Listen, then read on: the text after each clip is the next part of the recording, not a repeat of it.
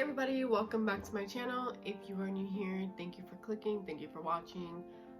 If you like this video, please don't forget to subscribe, like this video, comment, share, all that good stuff. I hope you're feeling good. I'm feeling good. I'm feeling great.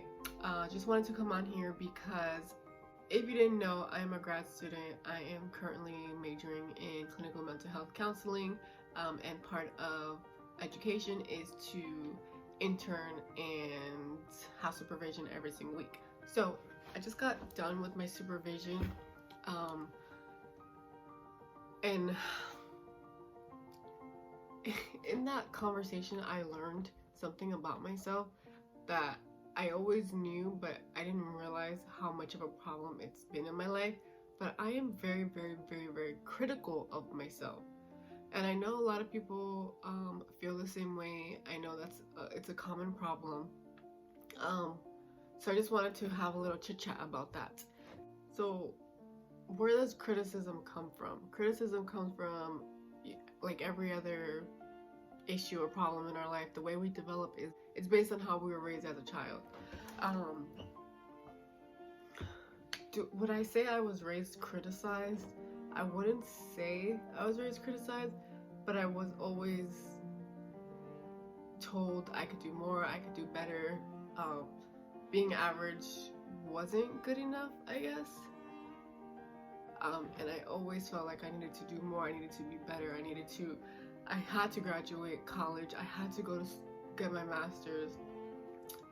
I always felt like I had to have my life set, and because of that, I guess that's what's caused me to be so critical of myself, which is a good thing. Being critical of yourself it's great. It means that you have reflection. It means that if you do something wrong, your brain will tell you what to do next time differently, how to do things differently. It's good. It means that you want to grow. It means that you want to get better. It means that you're not going to settle for being mediocre or not being the best that you could be or that you can be. But when you're overcritical of yourself, that can be a huge flaw. And that's something that I did realize today, that I am very, very, very critical of myself. I'm critical of the way I look. I'm critical of the way I am as a student, who I am as a Christian. I'm critical about my knowledge, of the things that I know. I'm critical about the way that I speak. And now being at this internship, I am critical about the way that I handle and deal with my clients and the techniques that I use and the type of therapy that I use. I am very critical. I can be super effective, but in the back of my mind I think I'm not being effective. An instance happened where I was seeing two clients, and they're tough. They're tough to break. They're tough to get through to. They are so tough to engage in conversation. So I did not think that I was being effective. I strongly felt that they better off with someone else. We're just not clicking. Nothing is happening. That they're not getting anything out of this. So I had a conversation with both of them individually, because I'm seeing them individually. I had a conversation and I said, we're at a point where I'm feeling like I'm not being effective to you. I would like for you to give me your opinion. I am leaning towards terminating the relationship and just leaving you to your primary therapist. Pretty much something along those lines. And the response that I got from both of them was super unexpected, super shocking. They both told me that they feel like they need to keep seeing me. They want to keep seeing me because they want to get better.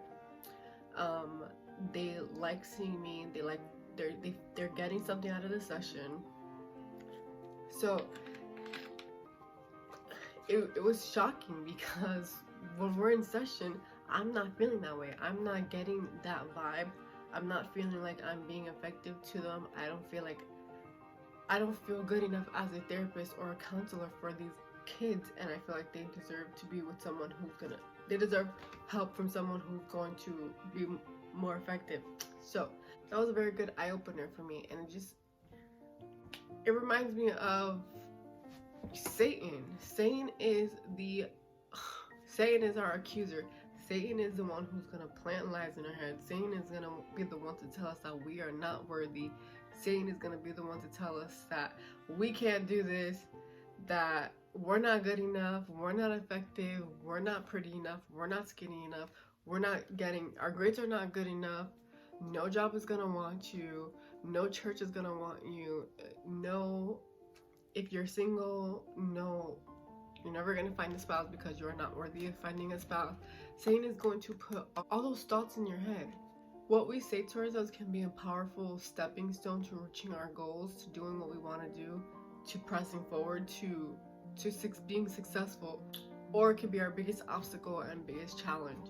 If we keep telling ourselves we're not good enough, if we keep letting Satan put these thoughts into our minds, saying we're not good enough, it eventually is going to affect the way that our thoughts are eventually going to affect the way that we feel about ourselves, and then the way that we feel about ourselves affects the way that we are going to behave. There are 5 tips that I wanted to give you to help you overcome self-criticism.